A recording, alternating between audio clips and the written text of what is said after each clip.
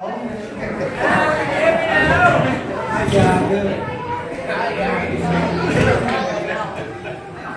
as we know, we have a gentleman that joined us tonight, and I got a cute little story to tell here. I was in the kitchen and I overheard a little bit of a conversation that started out as, "So Terry, did you know about this party?" Terry said, "No." "Well, did you really think you were coming here to play bingo?" And he said, "I actually did." "Well, how do you feel about this?" He said, "I'm actually disappointed." Yeah, that's what he told me too. Well, this is the Terry that we love, right?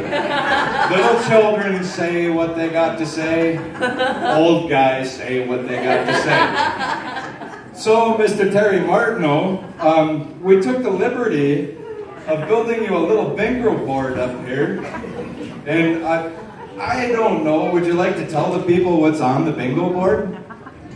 Oh, beef bingo. Beef bingo. What does it say in the squares except one? One square. Free.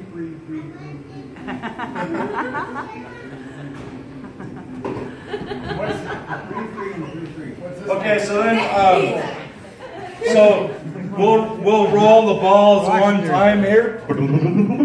70. Oh, 70. 7-0. Thank you.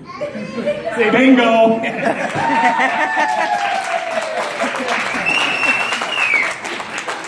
Would anybody care to check the board? We have a good bingo. So I guess before I let Sean take over, I got a couple things to say to you, Terry. First of all,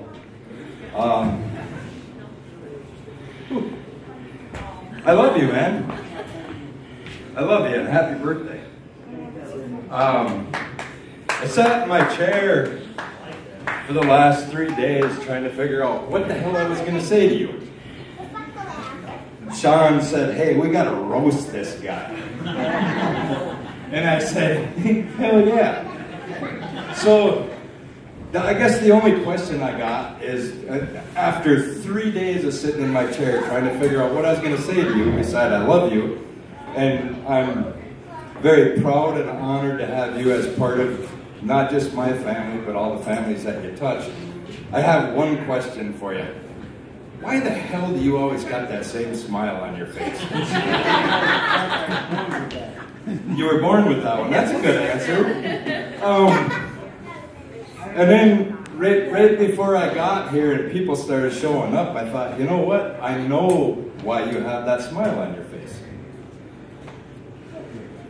Because you look around, and why the hell wouldn't you? Right? Right? So, like I said, I love you, man. And I know you've been to a lot more family events than I was.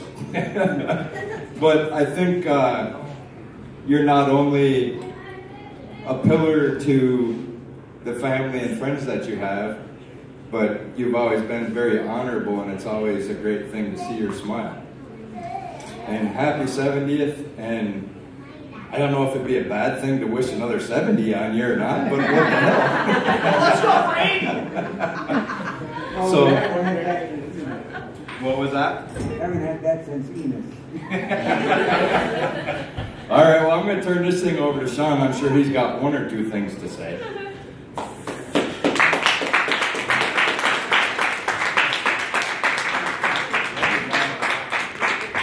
First, I want to say thanks to everybody for making it out, taking time out, come pay homage to the guy we love here, Dad.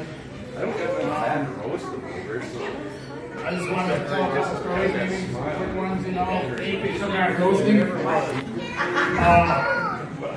I remember one time I was about 13 years old. I was sitting on the couch and I was being ornery, a little cuss like I was. He was just sitting there trying to watch his sports, and I'm pissing him off. He was pissing me off. And we got into some words, and I says, "You know what, old man? you got your work boots on, you ain't catching me in them steel toe boots. And he jumped right up out of that couch, chased me out the door down the street. I had to run around all the cars, ran to the neighbor's house, pushed the doorbell, grabs me, throws me over. I was about 100 pounds then. Throws me over his shoulder, runs me back to the house, and shuts the door, and does this big finger thing in the middle of your chest. And your chest. Don't you ever lip off. I never lipped off again. I pushed the buttons a couple times, but... I was going to say, I think that's a lie.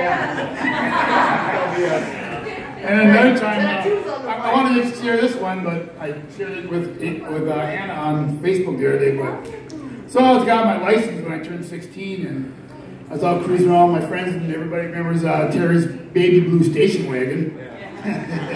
But the back window was broke 4 different times, but he just kept on replacing it. So he let me take his car out, fresh, 2 months driving under my belt. I decided to go out and get high with my friends, smoke a little weed. Lo and behold, I go out to Bartley Manor within the Way area, and I go meet our guy, meet our stuff, and I back up the station wagon, and boom, I bump into a blue Monte Carlo. I'm like, oh man, but we were so baked, we're like, oh, let's just go, we need to do no damage, just go. So we just left, and took off, and brought my friends home, went home, and I came walking the door. There's my dad, always a cigarette in his hand, whether the lights were on or not. I'd walk in, it was like he was laying there waiting for me. As soon as I opened the porch door, he'd light a cigarette and be all lit in the dark. Where you been? So I come walking in, and he says, "What you do tonight?" "Oh, just out cruising around with friends. I put $5 extra in the gas for you." I always had to bring it back, where it was, Anyway, so he says, "Oh, we're not hitting cars, were you?" I'm like, "What? What are you talking about?" No. "Oh, well, you happen to hit a blue Monte Carlo." I'm like, "Oh, God. Who's that hit?" "Oh, Bobby Klein called, said you hit his car. You backed into his car." And I'm like, "Oh, man, he's not pissed. He didn't do any damage." But he called me because he seen my car, and was like, what's Terry doing in the neighborhood? So, but I just want to let you know, 48 years I've been on this planet. 49, John, 49. And I couldn't imagine any of them without you. Not till March. Thank you for everything, raising me, and making me the man I am today. I served 5 years in the Army. It wasn't until I was already home 4 years in the Army that he asked me what I did in the military. Come to find out we did the same damn thing. We fixed radio systems. He had AM, FM radios. I fixed them in the beginning. That's what they taught us on. Then we had to move up to more advanced equipment. But yeah, I always wondered why he had this radio books from WITC. Everybody remember when WITC was over by the post office, when he went to school there. I was wondering why he had these radio books, That's what he did when he was in Vietnam. Radio operator, repairman. So, thanks. He's the greatest babysitter there ever was. Okay, anybody else want to go? All right, Jessica.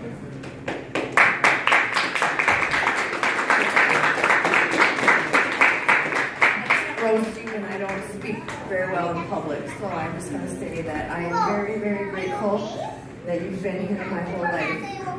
Even when I was in junior high and high school, I would always come to Linda's house and spend all my time over there. And now that I have you with my daughter, and she adores you, and you take care of her for me when I have to work, I could not ask for anybody better to look after my daughter for me, and anybody that I can love more than you. Happy birthday, Terry.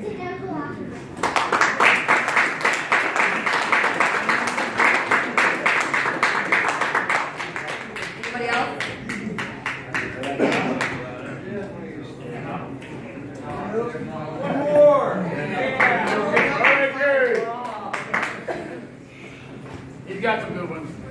Brothers. That's what we are, brothers. I'm the second to the youngest of a bunch of older brothers. That's all I ever had was old brothers. My baby brother was my dad's pet. That kid couldn't do nothing. Then I have my oldest brother, Gary, and then I had Terry, and I had Larry, and I had Butch, Jerry. And they were all great brothers. I mean, I wouldn't be the person I am today without these older brothers. He was such a good brother. He taught me how to eat like a man. He said, you got to eat these Tootsie Rolls. He said, oh, you don't take the wrapper off.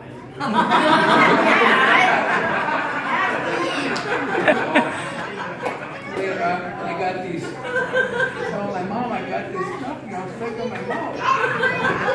What do you eat those Tootsie Rolls with the wrapper on? I says, well, Terry told me I would be a man if I ate them. That's what big brothers do for you. They help you grow up. I love you, brother. Happy 70th birthday. You don't remember that? Anybody else?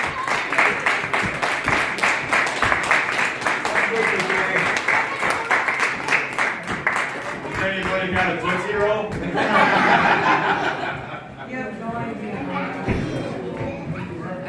Happy birthday, Terry. Happy birthday, Terry. Happy birthday, Terry.